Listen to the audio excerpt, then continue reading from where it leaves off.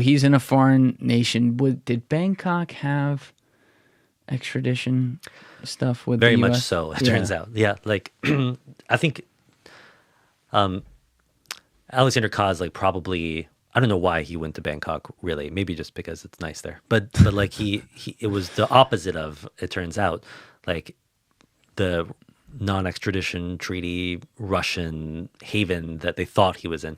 Bangkok, it turns out, is like very friendly with the DEA. And they have a lot of people on the ground there. Yes, very much so. And like in the DEA office in Bangkok, I would learn when I visited, even is like the center for all East Asian operations for the DEA, which has more, I think, more foreign agents than any other U.S. law enforcement agency. The DEA has like a huge presence abroad, but in particular in Bangkok. What about, do other agencies share a similar presence in Bangkok as the DEA? I'm not sure, but like the what I learned just by this like little capsule history when I talked to the agents there and visited when I was reporting all this out, is that that golden triangle of, I think it's like, what is it? Thailand and Myanmar and maybe China, southern China, had become this source of heroin that actually we all, like, I think, have heard of Vietnam vets who became addicted to heroin. Yes. In many cases, that like white China heroin was coming from the Golden Triangle. Vietnam veterans would get addicted during wartime in the 60s and the 70s. Yeah. And so before the DEA, it was even created, this, I forget what the precursor, like the earlier agency that would become the DEA was called. They focused on Bangkok because that was where a lot of this heroin that was getting Americans addicted was coming from. So that was like one of their first priorities as an agency. I just, kind of learned this like from, just as I like dug a little bit into the history there. But yeah, and they were smuggling it out too. That was the other problem. Like, that's how Frank Lucas filled all the streets in New York with heroin. He was bringing it in, I believe it was in like caskets. That's right. From Vietnam. Yeah, I'd forgotten that story. But definitely like this white China, like this Golden Triangle region was a huge source, I think, of like more than half of all opiates at the time. I think it was then surpassed, by like Afghanistan and whatever.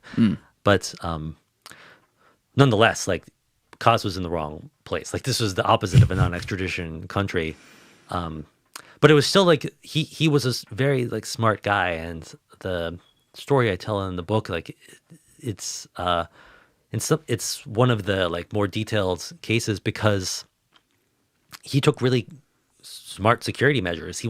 He knew better than to, I mean, you could tell that AlphaBay was better at like obfuscating his cryptocurrency, despite the fact that that was still used to confirm his identity.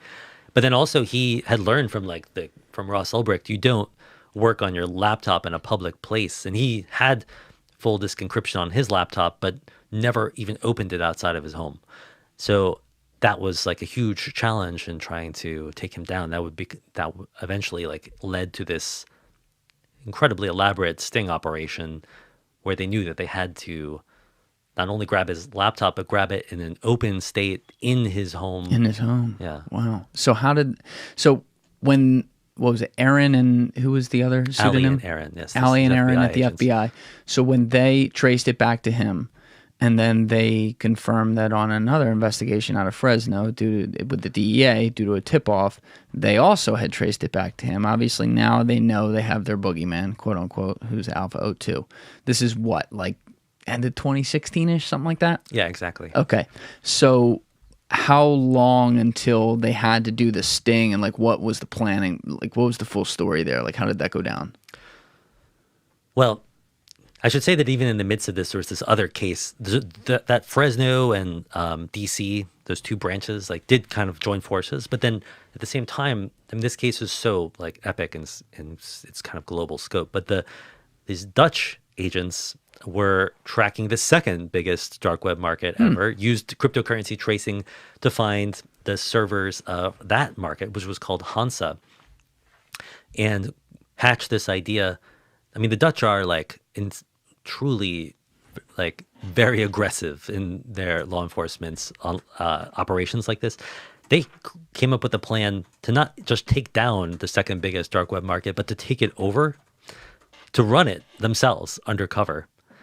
And when they found out that the Americans were going after the biggest dark web market, AlphaBay, they essentially proposed that they join forces and create this 1-2 punch, this incredibly like ambitious thing where they would take down AlphaBay, the biggest dark web market, and then secretly control the second biggest market so that all of the refugees from AlphaBay would flow into Hansa. Oh, they get like a net on the back end. While it was under their control, and they would be able to surveil and identify all of AlphaBay's users on Hansa, the second biggest market that they were secretly controlling. So that is this plan like took a little while to coordinate and hatch. But then there's still like as I was saying, like the challenge was, how do they get Caz? Like how Caz the Alpha O2 and catch him red-handed in the same way that Ross Ulbricht was. Right.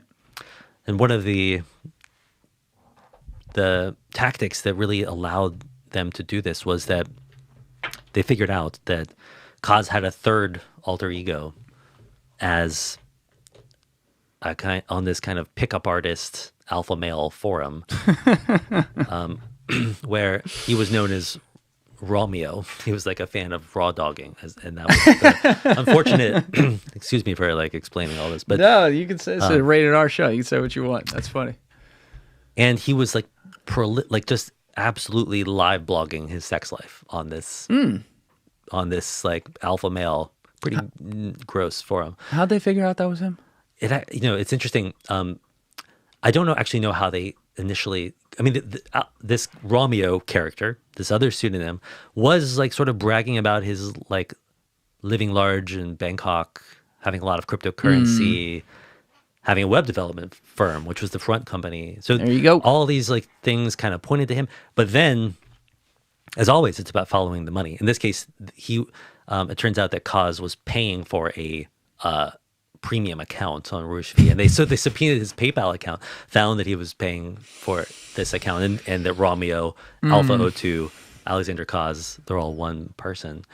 And that actually, aside from just like, the fascination of like law enforcement agents at the DEA and FBI like poring over the details of this guy's sex life, he brags as Romeo about his laptop encryption and how he has done this as like his perfect OPSEC, operational security. But then also as Romeo, you could see when he was online, because Rouge V, this forum, has like an icon next to every username, and it's, if it's green, that means they're active at that moment. So the DEA, and actually was like a DEA agent in Bangkok, figured this out.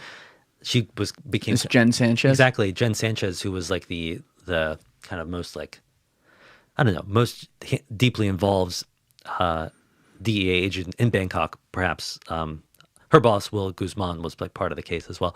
But she was the one who figured out that you can see when he's online, and that means you can see when his laptop is open, it turns out. So that was a huge, I mean, this like, I think that Caz probably, the Dread Pirate Roberts had like this public persona. He loved to spout all this political philosophy and stuff and sort of soak up the adulation of the Silk Road community. But Caz was not like that with AlphaBay. He was very much like all business with his drug market. So I think he needed an outlet to sort of like show off, and that was, unfortunately for him, like this essentially like a sex forum where he just bragged about all of the Thai women that he was picking up at his Lamborghini and sleeping with like on in these extramarital affairs.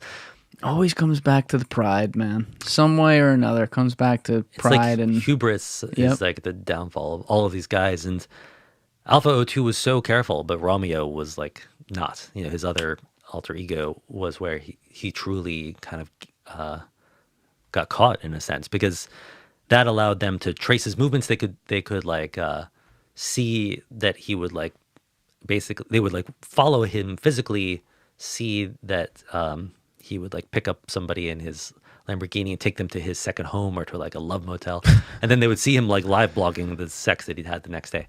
So all this stuff. So that allowed them to hatch this plan that involved like half a dozen undercover agents, most of whom were Thai. The Thai police and the Thai's like equivalent of the DEA was hugely involved in this too.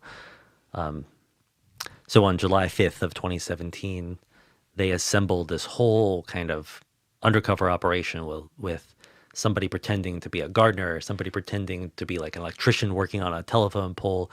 And then an American DEA agents, the one, Will Guzman, who I just mentioned, was pretending to be like shopping for real estate with his Thai wife at the house next door, all of this. And then this other couple, two women, undercover Thai female agents who were pretending to be like just having taken a wrong turn down to the cul-de-sac where Cazes' house was. I mean, all of this is happening at the same time. It's kind of ridiculous.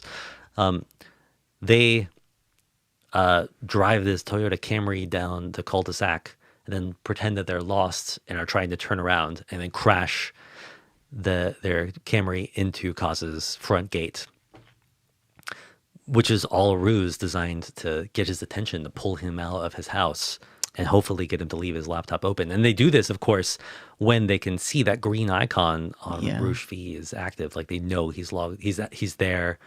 But at the same time, by the way, I didn't even tell this like branch of the investigation, but they had to identify the AlphaBay server, which they did. This is actually Tigran Gambarian and Chainalysis who did this. Back at the IRS. Yes, exactly. Yeah. Who like came up with this still secret technique to identify the AlphaBay server, which they are now trying to like access an image.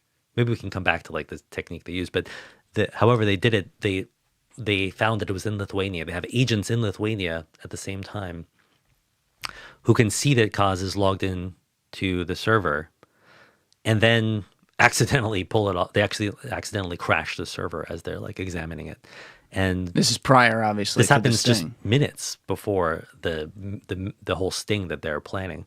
Wait. Were these guys, was Tigran and Chainalysis aware that the sting was going down? Definitely. I mean, okay. Because I know they were at a separate organization. Initially, like they, when they found the server, when they used the secret technique, Chainalysis had no idea that the bust was planned for just days away. Okay, so by this time, by July 5th, it's all coordinated. Chainalysis is no longer involved, but they helped to find the IP address of the server. So they unintentionally crashed this, obviously. Exactly, and they are now thinking, oh my God, like Caz, he's gonna know something's up. He's just gonna shut his laptop lid, and that'll be enough for us to be screwed, essentially. Hold on, real quick though. That way that they found in there, that secret way that they're not sharing, is this another potential government warrantless problem? It's a good question. Yeah, I mean, I spent a lot of the the reporting like of this book trying to figure out that secret technique, and I do explain what I'm pretty sure it was at the end of the book. Whether it was illegal, like I haven't really. So first of all, Caz is a Canadian. Does that, Caz is Canadian. He's in Bangkok. The server is in Lithuania. Mm-hmm. Could they catch him with this? Even if he were American, would he not face that same catch-22 as Ross Ulbricht? Like he's got to claim it's his server to have any privacy rights to it. I mean, it's a weird like paradox that you can catch these people in. But also the fact that Caz is a Canadian living in Bangkok. I'm not sure he has like that the U.S. law enforcement has to get a warrant for his server. I don't know how that works, because then if they try him out of the U.S. though, isn't he? I don't know. That's a law question, legal question. It ultimately wouldn't matter. Wouldn't matter. We'll get to that.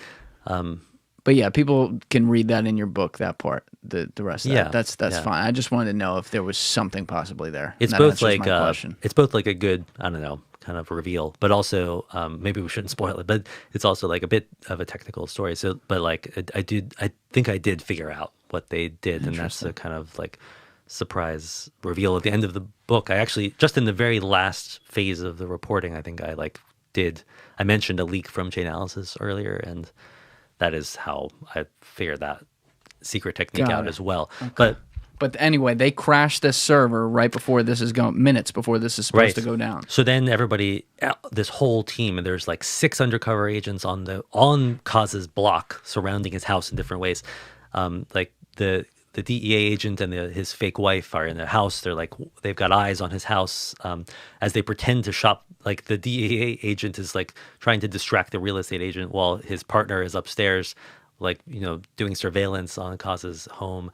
And then they have a feed of like a real-time video feed from the DEA agent's car, from the Toyota Camry also. So there's a whole war room of agents and prosecutors, Americans, who are a few miles away in Bangkok watching all of this unfold. And they're like, oh shit, the server is down. You need to take him now. And that's when these 2 agents in the Camry crash it into Caz's gate. And that's kind of like the beginning of this like very quick succession of events where first, it didn't work. I mean, they could see that he opened like the window of his bedroom slightly, and they're like, "Oh, we got his attention."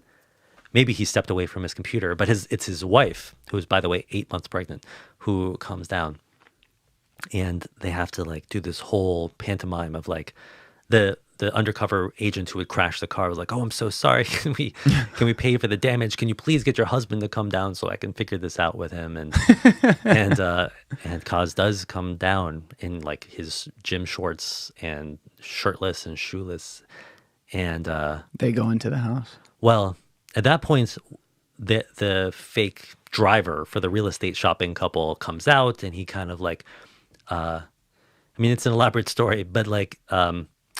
Basically, he kind of pretends to be helping Caz with the gate, but then somebody gives a signal, and the guy who was the electrician, I believe, puts on a police vest and starts like sprinting towards Caz to arrest him. And at the same moment, another agent who was hiding in the backseat of the real estate shopping couple's car comes out. Caz, when he sees the agent running towards him in a police uniform, realizes what's going on, like tries to spin around. He knows he has to get back in the house to his laptop. But at that point, like 2 and then 3 of the agents are like wrestling with him. The one who was hidden in the backseat, he goes by the nickname M, and he kind of breaks free, allows the other cops to like wrestle with Caz, and M just knows that his job is to sprint into the house through the gate that's been like, opened. Yeah. Up the stairs. He's actually like studied the layout of the home. I mean, this is all, very carefully planned, and takes steps 2 by 2. He thinks that the computer is going to be in the guest bedroom, and he busts into the room. It turns out that Caz had like guests from Canada who were sleeping in there, and he wakes them up, and he's like, "Oh, sorry," and he turns around, goes into the master bedroom, and finds that Caz's laptop is there and still open and alive, logged into AlphaBay. The whole case is cracked. But that's Caz is arrested. They've got his laptop. He, like Russ Ulbricht, even had like a net worth, spreadsheet on the computer. This is like a different kind of, it's like the hubris of full disk encryption. You think you can store this stuff. Do whatever you want. Yeah. Because they're never going to get it, but he got caught the same way. Thank you for watching the video, guys. Please hit that subscribe button and check out this clip's full podcast episode by clicking here or in the description below.